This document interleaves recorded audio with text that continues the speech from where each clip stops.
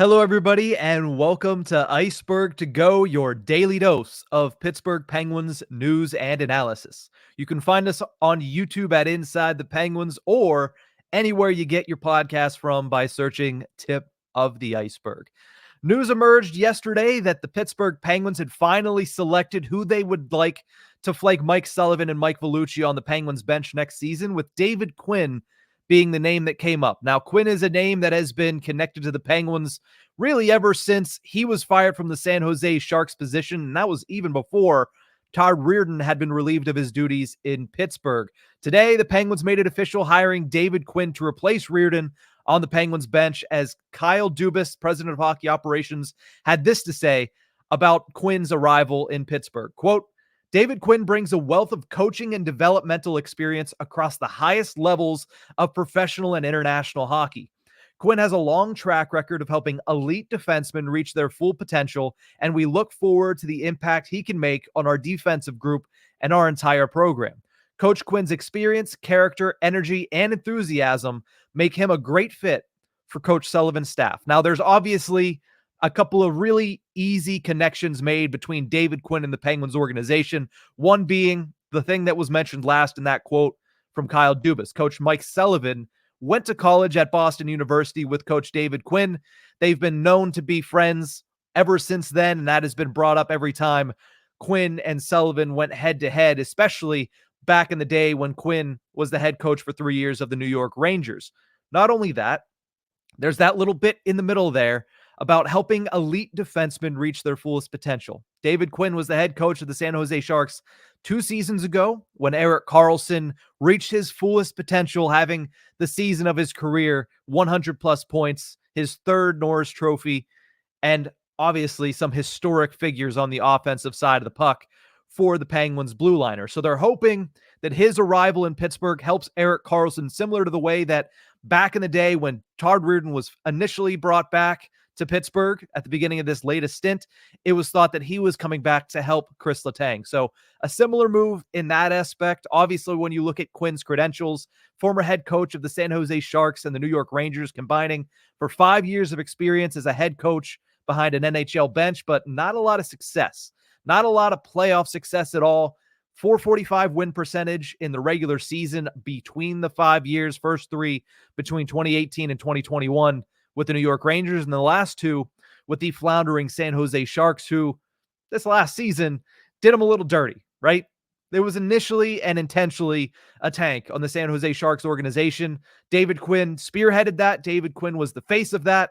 And then they fire him just before selecting Macklin Celebrini first overall, somebody who also comes from Boston University, David Quinn's alma mater.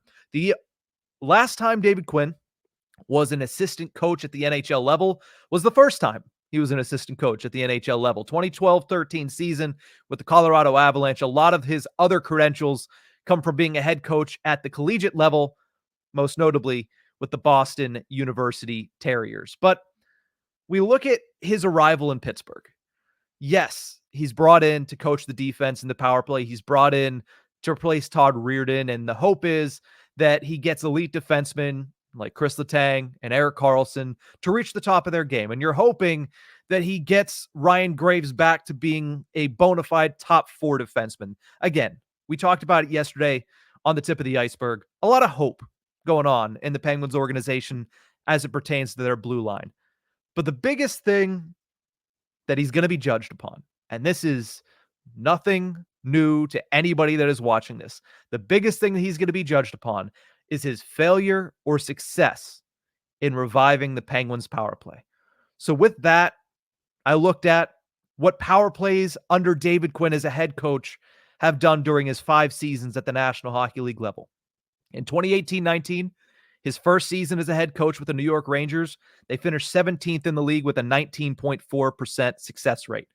The best year was the following season, 2019-20. The Rangers finished 7th with a top 10 power play, cashing in on 22.9% of their power play opportunities. And then his final year with the Rangers, they dipped again to 14th overall in the NHL in the 2020-21 season. Still over 20% success rate, 20.7%. Takes a year off, comes back and goes to the San Jose Sharks, a team that featured Erik Karlsson on the power play, and they finished 25th in the NHL with 18.4%. And then this past season, San Jose Sharks, despite finishing bottom of the barrel in the National Hockey League standings, had the 21st ranked power play at 20.2%. But the thing that I want to look at here, and the thing that gives me a little bit of hope, JD Young of Locked On Sharks posted yesterday on X that if you look at the San Jose Sharks down the stretch, David Quinn was able to actually get them to perform at a very high level on the power play. From February 1st on this past season, the San Jose Sharks had the 10th ranked power play in the National Hockey League, and they converted on a quarter of their power play opportunities, 25.3%.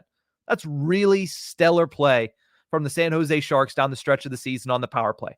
That's what the Penguins need, right? You look at those 5 seasons, you mix them together. I know there's a lot of different factors going in between. One, the fact that he coached 2 completely different organizations, and 2, the fact that he coached completely different players. You had Erik Karlsson 2 seasons ago. Last season, you had guys like Mikael Granlund and Kalen Addison running the first power play unit. But if you look at all 5 of those seasons combined, with all the mitigating factors around it still, he averaged 20.32% on the power play for all of his teams combined. The Penguins last season finished with 15.3%. Even that little bit of a reach, that 5% bump, if he's able to bring that, it would have gotten him into the playoffs this past season. I'm not saying that the job that he has is going to be easy. What I'm saying is the bar is already set very low. Not to mention, the personnel can't get much better. You look at what the Penguins have on the power play, it was confusing almost how poor they were last year at 15%. You had Erik Karlsson, who David Quinn has coached before, and if you look at that last season with the San Jose Sharks, Erik Karlsson finished with 25 power play points. 25 of his 101 points were on the power play, and let me look up right now what he had this past season, but I can tell you right now, it was probably not close to 25 points on the power play. This past season, Erik Karlsson scored 2 power play goals and 15 power play assists. So he dropped from 25 to 17 this past season in his first year with the Pittsburgh Penguins. So at the very least, you're hoping that he can inspire a little bit more of an encouraging result from Erik Karlsson on the power play. But you also have Sidney Crosby. You also have Evgeny Malkin. You also have Brian Rust at your disposal, somebody who has a very good shot that could be a very real threat on the left half wall of the power play. But something else that he's going to have at his disposal that Todd Reirden didn't have for most of last season, he's going to have Michael Bunting. He's going to have a true net front presence. Nothing against Jake Gensel, but he was not a net front presence that the Penguins needed with the system that they were running. Now, if they choose to employ the same system with David Quinn at the helm, coaching them, and Michael Bunting in front of the net, you would have to imagine with all the skill, with all the talent, that even without David Quinn's tutelage, there's going to be some positive regression to the mean. So that helps him coming in point blank. But at the end of the day, if he can fine-tune that power play, the Pens are going to be able to contend for a top 3 spot in the Metropolitan Division next season. And that is with everything else staying the same. And we know that going through this offseason, everything else is not going to stay the same. But if everything persists, if everything holds outside of the power play, and that power play is able to go up to that 20.3% that David Quinn power plays have been able to have over the past 5 seasons of him coaching at the National Hockey League. If everything else stays the same and that power play goes up just that 5%, they're contending for the top 3 in the Metropolitan Division. Because when you look at the Metro Division next year, it's the New York Rangers, it's the Carolina Hurricanes, and I would say that both of them probably take a step back from where they were this past season. The Rangers, especially, a step back from their President's Trophy selves. After that, it's all up for grabs. The Islanders, the New Jersey Devils with the new head coach and Sheldon Keefe, a young team still.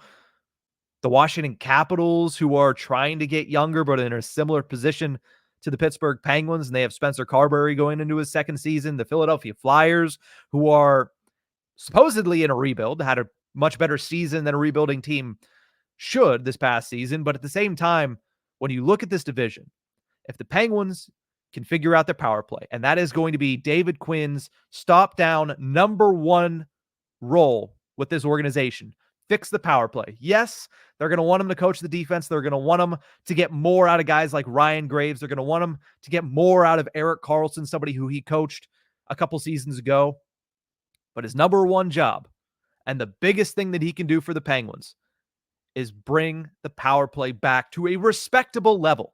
It doesn't need to be top 5 in the NHL. It doesn't need to be top 10 in the NHL to get the Penguins back to a respectable level, get them back into the top 20, get them back into that top 15, right around where they've averaged throughout Crosby and Malkin's career. That gets them back into the top 3 in the Metro.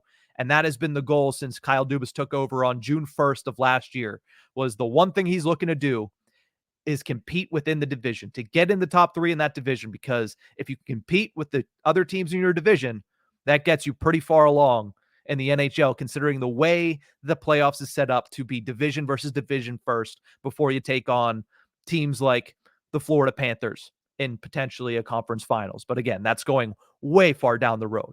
David Quinn is officially coming to Pittsburgh, and the major role that he is going to have to play, the one focus that he's going to have is on that power play. He's got a lot of tools at his disposal. We'll see what he's able to do this season with Crosby, with Malkin, with Rust, with Bunting, and with whoever else the Penguins decide to bring in and put on that top unit. But that's going to do it for this episode of Ice-Burgh To Go. Thank you guys so much for tuning into this one. And remember, you can find us on YouTube at Inside the Penguins, or you can catch us anywhere you get your podcast from by simply searching Tip of the Iceberg. That's it for this one.